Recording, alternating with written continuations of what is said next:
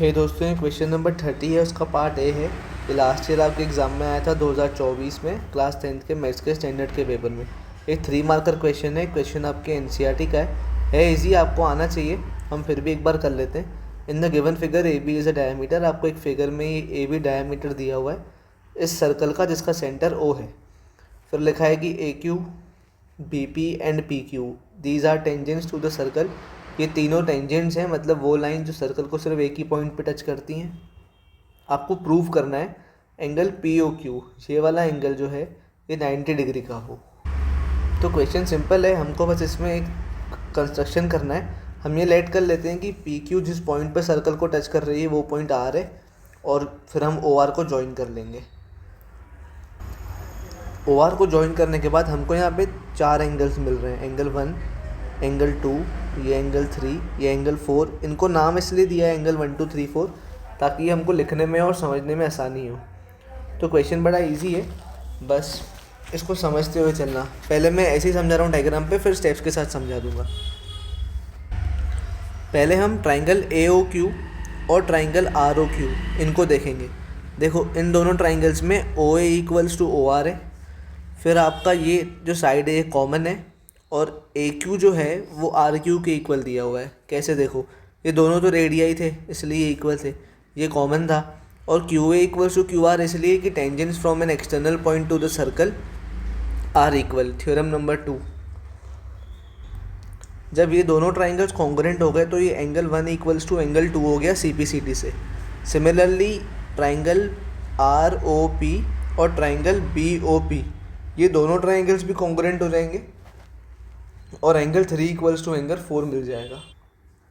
अब क्योंकि A B एक डायमीटर है, एक स्ट्रेट लाइन है, तो लीनियर पेयर के हिसाब से angle 1 plus angle 2 plus angle 3 plus angle 4 90 degree के इक्वल होना चाहिए। और अगर इन चारों का सम 180 डिग्री है, सॉरी लीनियर पेयर के हिसाब से angle 1 plus angle 2 plus angle 3 plus angle 4 180 degree होना चाहिए। अगर इन चारों एंगल्स का सम 180 डिग्री है तो हम एंगल 1 क्योंकि एंगल 2 के इक्वल है और एंगल 3 क्योंकि एंगल 4 के इक्वल है, एंगल 1 की जगह पे एंगल 2 पुट करेंगे, एंगल 4 की जगह पे एंगल 3 पुट करेंगे।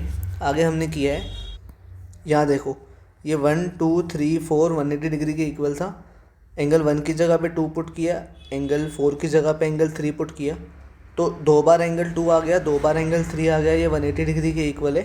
तो twice of angle 2 plus twice of angle 3 equals to 180 degree. 2 common निकाल लिया, angle 2 plus angle 3 equals to 180 degree. तो ये 2 वहाँ जाके 180 को 90 में काटेगा। और एंगल 2 प्लस एंगल 3 जो है ना, अगर आप डायग्राम देखोगे, ये एंगल 2 प्लस एंगल 3 जो है ना, ये एंगल पी ओ क्यू है, जो कि हमको प्रूव करना था 90 डिग्री, जो कि लास्ट में हो गया। तो अब हम इसकी स्टेप समझ लेते हैं। पहले गिवन लिखेंगे इन सर्कल सेंटर और रेडियस। सारी स्टेप्स बहुत ज़रूरी होती हैं। ए बी इज़ डायमीटर, अगर आप मार्किंग स्कीम पढ़ोगे ना तो आपको एग्जैक्ट वहाँ पे लिखा रहता है कि किस स्टेप पे कितने कितने मार्क्स होते हैं। इन सर्कल और radius R, A B is diameter, A Q B P and P Q R tangents to the circle. ये तीनों टेंजेंट्स जो लिखा था वो लिख दिया। हमें प्रूव करना है angle P O Q 90 degree है, और हम इसके लिए कंस्ट्रक्शन करेंगे। Let tangent P Q touch the circle at R. हमने लेट किया कि ये आर पे टच कर रही है, और फिर हमने ओ आर को ज्वाइन कर दिया। Proof in triangle A O Q and triangle R O Q, पहले मैंने 2 ऊपर वाले ट्राइंगल्स लिए। O A equals to O R radii, O Q equals to O Q common, A Q equals to R Q, tangents from an external point to the circle are equal. सब statements लिखने पड़ते हैं। Therefore triangle A O Q is congruent to triangle R O Q. Triple S congruency rule के जरिए congruent हो गए। Angle 1 equals to angle 2 by C P C T लिखा और इसको फर्स्ट नाम दे दिया। सिमिलरली, क्योंकि 3 मार्कर क्वेश्चन है तो आप सिमिलरली लिख सकते हो।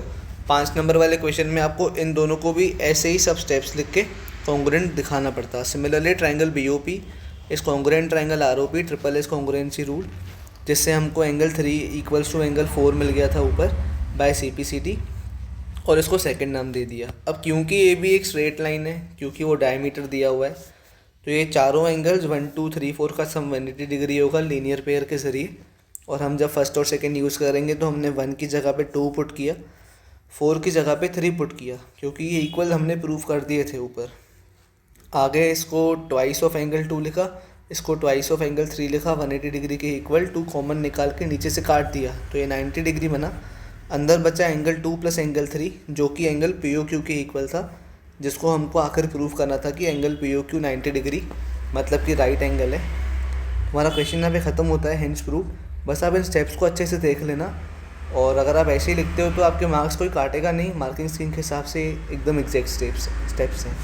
Thank you very much.